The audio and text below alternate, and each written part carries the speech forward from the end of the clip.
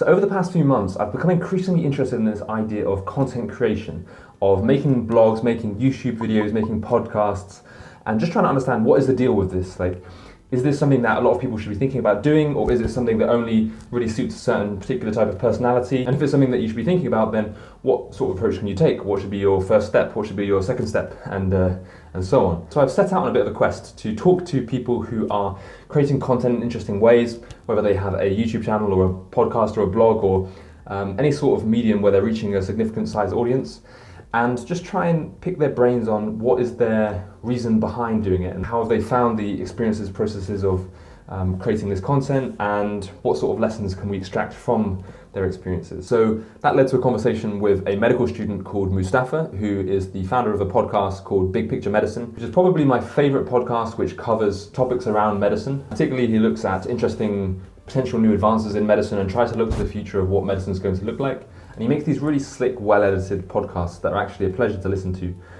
So I often just binge through them. I picked his brain on why it is that he decided to start the podcast, what his experiences have been so far, what he feels he's got out of it, and also whether he'd recommend it to different people who are thinking about maybe starting a podcast or starting some sort of endeavor within the content creation space.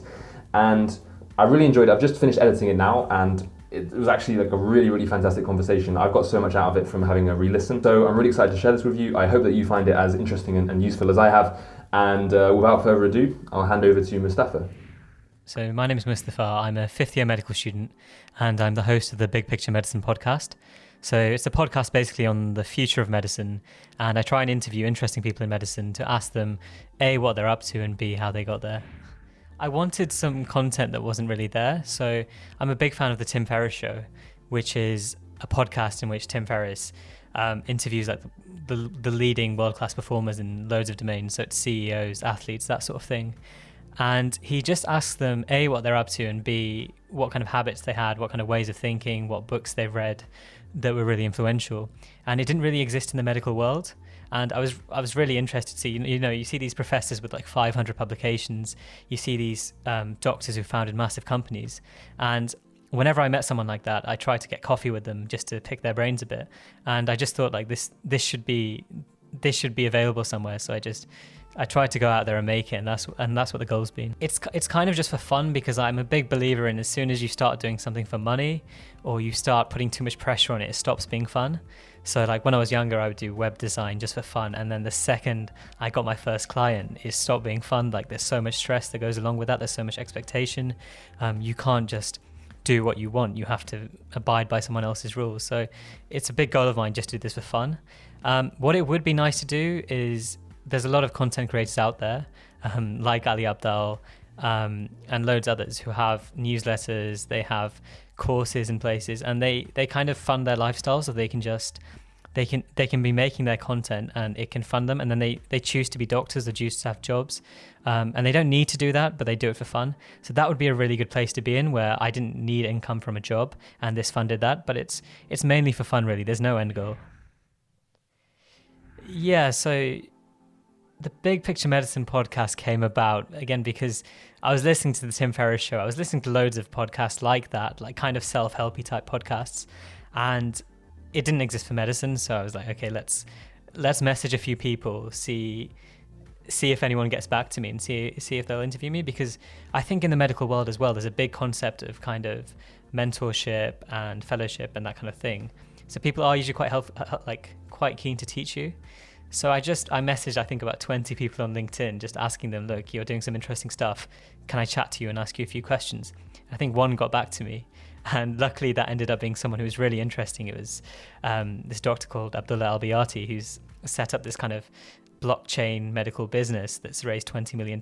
So it was a lot of fun speaking to him. So it just kind of started like that. So I got the interview booked, and then I ordered all the equipment after doing that.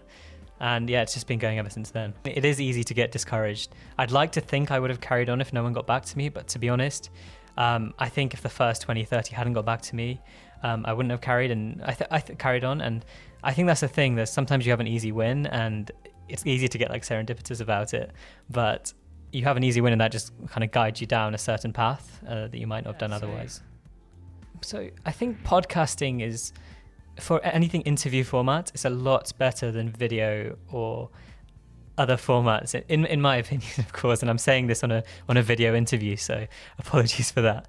But this whole journey kind of started about maybe 2 years ago, and I started off by doing video interviews. And I think one thing you quickly realize is that people hate to be filmed. People usually don't mind having their voices recorded, or they forget about it quite quickly. But as soon as you put videos or lights or an audio recorder and like the combination of those, like early on, I think I interviewed some professors who were sort of really confident people, outgoing people who just never seem to crack, and then they crumble under video because it's really stressful. And so I chose podcasting because I think it allows a kind of deep dive into a really interesting conversation. And then the second point is that with video, like who's going to sit there and watch a 1 hour video of someone speaking? Whereas podcasting is a really nice format, so people can listen to you when they're getting on with other stuff. So I think it suits a specific format. I think it suits long form content, and I think it really suits interview content as well. I've been experimenting with a newsletter, which I think is a really interesting kind of new format, because people always say that email is dead, and it's kind of an old form of media, I suppose. But there's no other the problem with all of these other formats is that someone else controls your content. So if you put a video on YouTube, the algorithm will decide who sees it. Like, it's got to the stage now where not even your subscribers will see your video. So you could have 5,000 subscribers and the algorithm will show it to 500 of them. And to me, that's not cool, because you don't own your audience, in like inverted commas. Whereas with email, I mean, if you have an email list of people who like what you produce, you can be getting 70-80% open rates and everyone seeing your content every time. Even with a blog, like, a lot of people won't see a lot of what you post. So I think email is it's that intimate message that people are guaranteed to open. So I'm really interested in experimenting in that. And then further down the line, there's the whole concept of a paid newsletter, which is super interesting. There's a famous podcaster called Azim Azar, who hosts Exponential View. And I think his newsletter is basically about technology and the future of the world. And it costs $100 a year to subscribe. And last time I checked, I think he had... His subscribers were in the thousands. So I think I worked out that he's earning something like 3 or 4 million a year just from his newsletter. So I think it's a very cool format, but it's not one I've looked into too much, but I'm eager to get into it. For this, I read an online essay a while ago, and it basically said, for creators, it's like you usually start off with quite high standards and your taste is usually quite good. So if you're making films, you're making podcasts, you're probably consuming a lot of good content. Like, if you're really into filmmaking, you've probably seen all the great films. And the same with podcasts. Like, I used to listen to everything going, like whether it's storytelling, whether it's interview, nonfiction, whatever. And then when you start off, there's a massive mismatch between the quality of the content you're producing and where your taste and where your standards lie. And I think that's quite hard, because like initially the content you produce is, you're just going to compare it to that and it's going to be like, this is garbage. And it does slowly improve, to be fair, but I think that is quite difficult. Whereas potentially if you're not someone who's that creative, you might actually think it's actually quite high quality. So I think that whole mental kind of divide is quite difficult at first. The main one is storytelling. So again, I read this, so I researched a lot on how to podcast and how to make good content. And so there was a book called Make Noise, which is really good for anyone who wants to get into podcasting. And he said the worst thing that can happen is that someone listens to your content or watches your content and they say, so what? And it's called like the so what test. And that's quite important, because I think initially when you start making content, you'll just do whatever's on your mind and you won't really have a goal in mind. Whereas if you have that so what test, so by the end of it, there needs to be some kind of intention to it. There needs to be some kind of goal. And I think the best way of delivering that is just reading about storytelling. There's a really good book called Story Engineering. And I mean, to kind of summarize it, there's loads of elements to it, but it's about conflict and creating some kind of conflict. And it sounds a bit stupid at first, because you think, how does that relate to what I'm doing? So obviously in a fictional story like Lord of the Rings, there's an obvious conflict. Frodo needs to get the ring to Mount Doom, and that's what that story's about. But even with non-fiction content, like say I'm speaking to you and I'm recording a podcast about machine learning and AI, instead of just saying, okay, this is what Chris is here to talk about, this is machine learning in medicine, you can be like, okay, so by the end of this podcast, you're going to understand how to read a medical AI paper. You're going to understand what resources you need to look into, and by the end of it, you can even start beginning to code and working on your own projects. So it's not really a story, but it's built some anticipation, and it's created a bit of conflict, because then the person has an end goal in mind and they have something they want to achieve by consuming your content. So I guess it's a really long-winded way of saying to just look into storytelling. I think it can benefit everyone. And Casey Neistat does this really well. As soon as you watch one of his videos, he's rushing to the airport to catch a late flight or something, and straight away you're invested in the story. I think the cliche here is just to be like, oh, just start it, just go for it, man. I sort of disagree with that. I think it's good to research it a lot. I think just think about what you want to achieve with it, have some kind of end goal in mind. And secondly, one thing I'm glad I did was that I invested in good equipment quite early on. And that just means that, like, even the first podcast I put out, I'm happy with the audio from that. Whereas there is this whole school of thinking where it's like, just use your phone, just you've got a voice recorder on that, just use that and put out content quite early. But I think it can mean that you don't have that body of work to look back on and be proud of.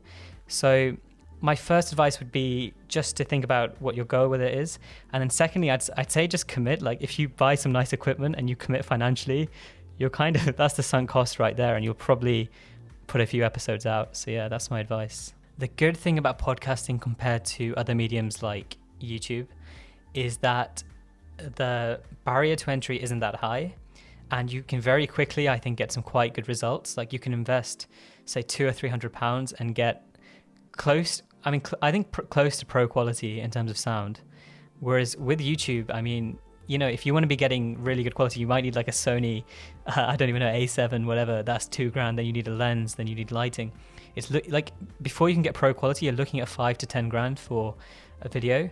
Whereas with audio, I would say just go hard early on, and then you can keep that equipment for, even if you decide to start doing videos later on, it's still useful.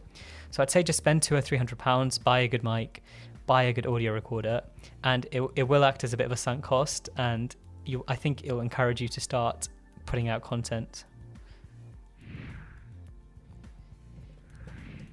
Yeah, so I think podcasting makes sense for people who want to do interview type stuff and they want to do deep dives and long form content. It's so good for that. There's also the whole thing where if people are listening to your podcast, they're probably using earphones, and I think it just feels like potentially a deeper connection with your audience. So it's kind of cool like that. I don't think it suits anyone who wants to go viral and make content that loads of people see. It's a bit of a slow burner, whereas a YouTube video might blow up. It might get posted on Reddit, it might get shared around a lot, and it can get thousands of views. Whereas I think podcasts will grow a lot more slowly.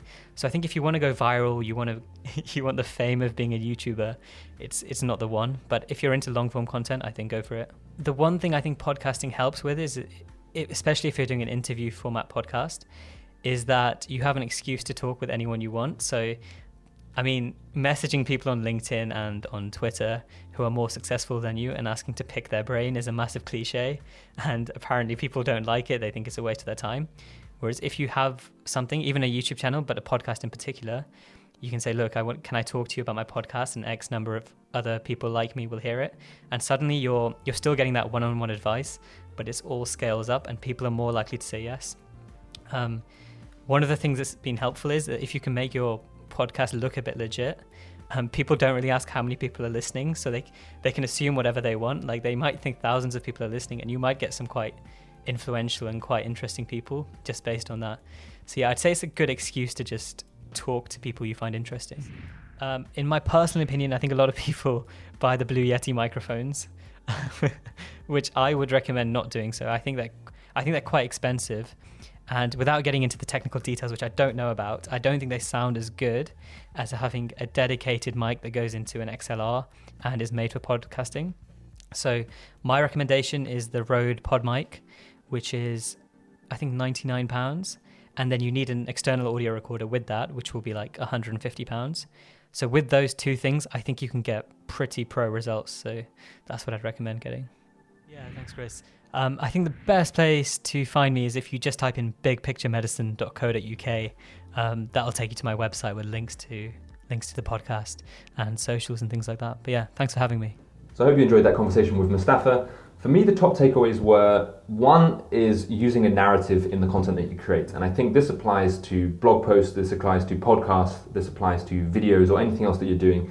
Trying to make it so the content is engaging in this, you're clearly telling the person who's consuming the content why it'd be valuable for them to listen to it early on. That's something that I'm trying to accommodate into my writing, and I think if I ever do go into podcasting, I'm going to try and take that sort of approach.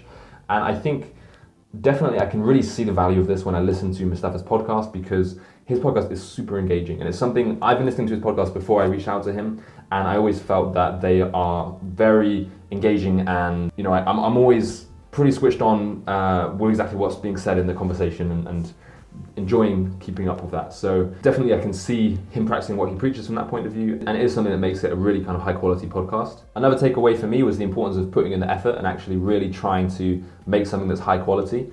It's definitely a trap I've fallen into the past before, is that I've kind of thought, well, yeah, I'll kind of make these videos on YouTube, and I made a few videos back last year, but I didn't really put a huge amount of effort in trying to make them like high production value and trying to make the content something that I'm really proud of.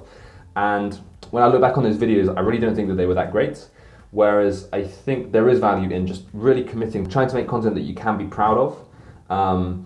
I think there is a risk of maybe trying to be a bit too spread, and there's a lot of people who have a blog or a podcast and a YouTube channel and an Instagram and all these different platforms. And one thing for me I'm kind of worried about is I don't want to be trying to build a following on all these different platforms simultaneously and then not really be making progress in any of them individually. For me, I think it's much better to focus on a kind of core content, and there's this idea from Gary Vaynerchuk, who says you should have like your core pillar of content, which should either be you're making lots of YouTube videos, or you're writing great blogs, or you're sharing a podcast. And then you can have other things around that, other things affiliated with it, but you should have this kind of core pyramid. So I think my approach is going to be, I'm going to have this core pyramid of being YouTube and really put a lot of effort into my YouTube videos, try and make them as high quality as possible, so that if somebody comes and watches my YouTube channel, I want them to take away value from whichever video they choose to watch or whichever videos. And that was something that really resonated with me when Mustafa said he thinks that you should buy this high quality audio microphone, buy the equipment. It is a £200-300 investment, but it signals that you're serious about making this good content, and then you are going to produce things that you're proud of, because you're going to have that good audio quality for even podcast number one. So that was a big takeaway for me as well. And the final thing I think that I took away is this idea of opening doors to conversations, because if you have a podcast, let's say, and you have a following, then you can reach out to somebody and say, oh, I'd love to have a conversation with you, and I have this podcast, maybe we can have the conversation on the podcast. And that instantly puts you in a whole separate category to the other however many people who might be reaching out to that person who's in a successful position and saying, oh, can I talk to you? Because I think for that person, they instantly have a metric that you are somebody worth talking to, and that you have this audience that they can then talk to through you. And it's a really cool kind of mutual thing, because they can then have a platform and you can then have that conversation with them and learn from them. So if you put in the effort of building up that platform, then that's something that I think can be really helpful. And this is actually something I experienced recently, in that someone I really like and admire, called Derek Sivers, he sent out an email saying that he is now considering doing podcasts and would be open to people inviting him on for a podcast. But then I realized I'm not in a position to invite somebody on, because I don't really have a significantly sized platform. I have very few followers on YouTube, and I don't have a podcast. But then I have some friends who have significant sized podcasts who would be in a position to talk to him, and I would absolutely love to talk to Derek Sivers and just pick his brain about different things. But because I'm not there yet in terms of having that audience, I'm not in a position where I can really offer him value if he wants to have that conversation with me, and for our conversation to reach an audience. So I think that's something that for me is solidifying this idea of it being valuable both for you and for someone else to be able to build that audience, and reinforces the value of putting in effort to build it. But yeah, so those are probably the top 3 takeaways for me. What did you enjoy? What did you find interesting? Leave a comment below. I'd love to hear what you thought about this interview, any suggestions, any thoughts, any feedback. And if you're also embarking on this journey of content creation, then I wish you all best of luck. Thank you very much. I hope you enjoyed the video, and I'll see you in the next one.